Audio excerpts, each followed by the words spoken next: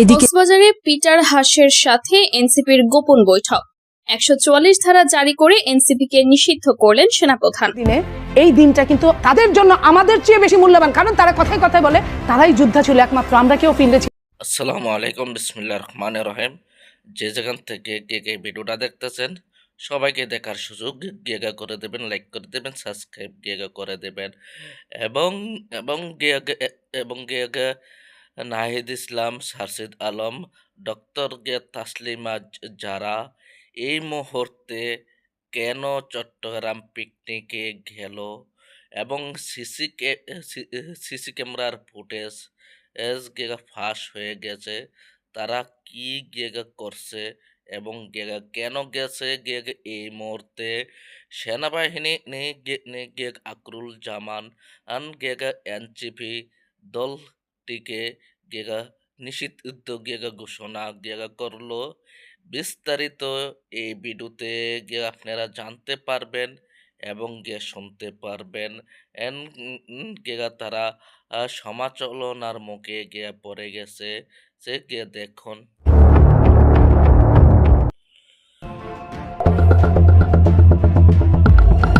এদিকে কক্সবাজারে পিটার হাসের সাথে এনসিপির গোপন বৈঠক। ১৪৪ ধারা জারি করে এনসিপিকে নিষিদ্ধ করলেন সেনাপ্রধান। এই দিনটা কিন্তু তাদের জন্য আমাদের চেয়ে বেশি মূল্যবান, কারণ তারা কথায় কথায় বলে তারাই যোদ্ধা ছিল, একমাত্র আমরা কেউ ফিল্ডে ছিলাম না। আজকের দিনে তাদের কেন যেতে হবে? তাদের তো এমন কিছু না যে তারা অসুস্থ। এনসিপি নেতা কর্মীরা কক্সবাজার হোটেলে গিয়ে যে অপকর্ম করেছে, সিসিটিভি গোপন রহস্য ফাঁস হয়েছে।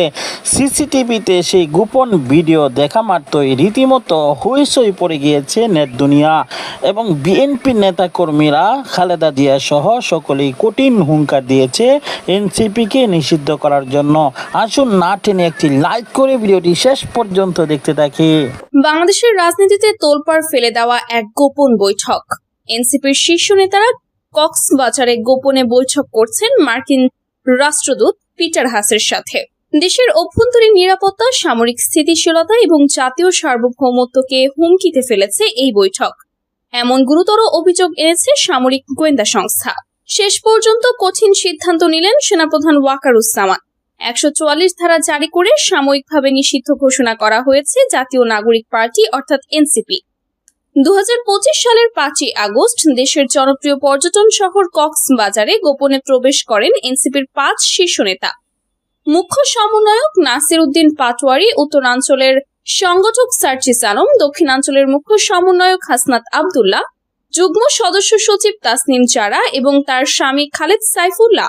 এই ৫ জনের আচরণ ছিল অত্যন্ত রহস্যজনক। তাদের ভ্রমণ শুরু থেকেই নজরে রেখেছিল সেনাবাহিনীর গোয়েন্দা ইউনিট ডিজিএফআই, কারণ গোপন তথ্য অনুযায়ী মার্কিন দূত পিটার হাস ওই সময় একই হোটেলে অবস্থান করছিলেন, যার নাম সি পার্ল রিসোর্ট। সিসিটিভি ফুটেজে ধরা পড়ে রাত ১২টা ৪৩ সি পার্ল রিসোর্টের একটি সিক্রেট করিডোরে প্রবেশ করেন এনসিপির ৩ নেতা, সঙ্গে একজন বিদেশি নিরাপত্তা কর্মী।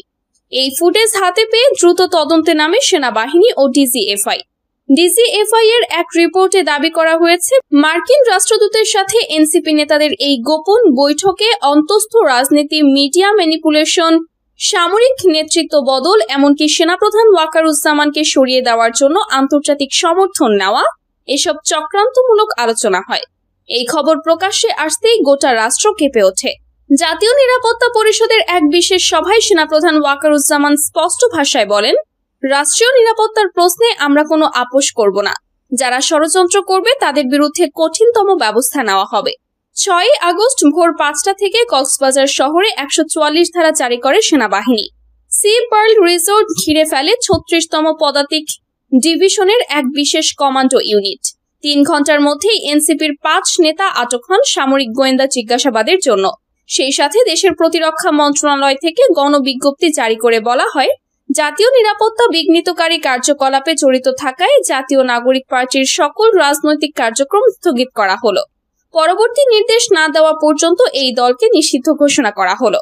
রাজনৈতিক বিশ্লেষক ডক্টর আলিম রেজা বলেছেন, এনসিপির এই আচরণ সরাসরি রাষ্ট্রদ্রোহিতার শামিল। বিদেশি রাষ্ট্রদূতের সাথে গোপন বৈঠক, সেনাবাহিনীর বিরুদ্ধে চক্রান্ত, এটা আন্তর্জাতিক ষড়যন্ত্রের একটি অংশ হতে পারে।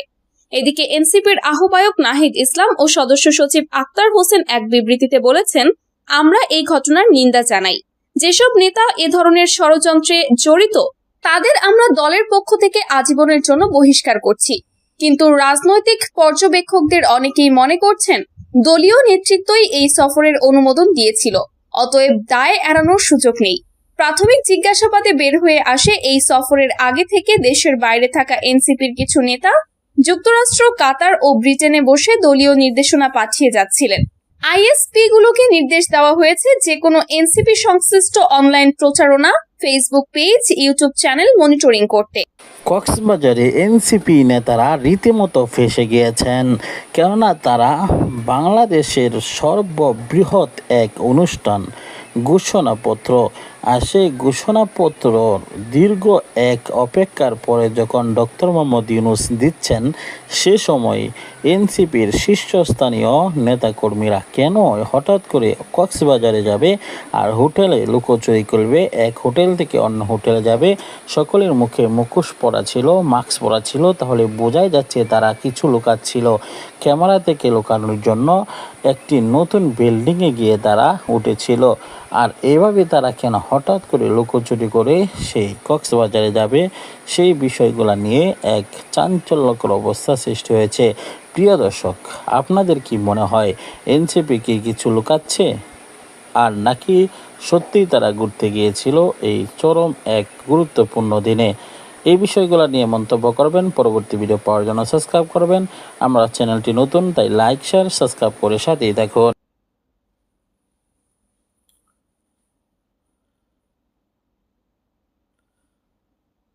আসসালামু আলাইকুম।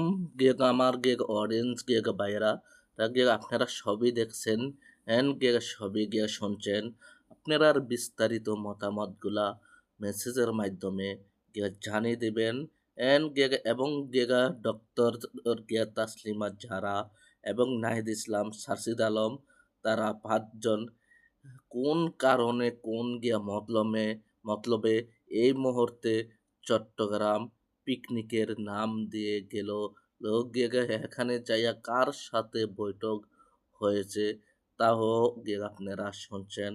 এন্ড একজন মহিলা, শুধু 5 জন পুরুষ, তারা কোন মতলবে গেছে বিস্তারিত তো আপনারা মেসেজের মাধ্যমে জানিয়ে দেবেন। এই মুহূর্তে আমি বিদায় নিচ্ছি। আসসালামু আলাইকুম।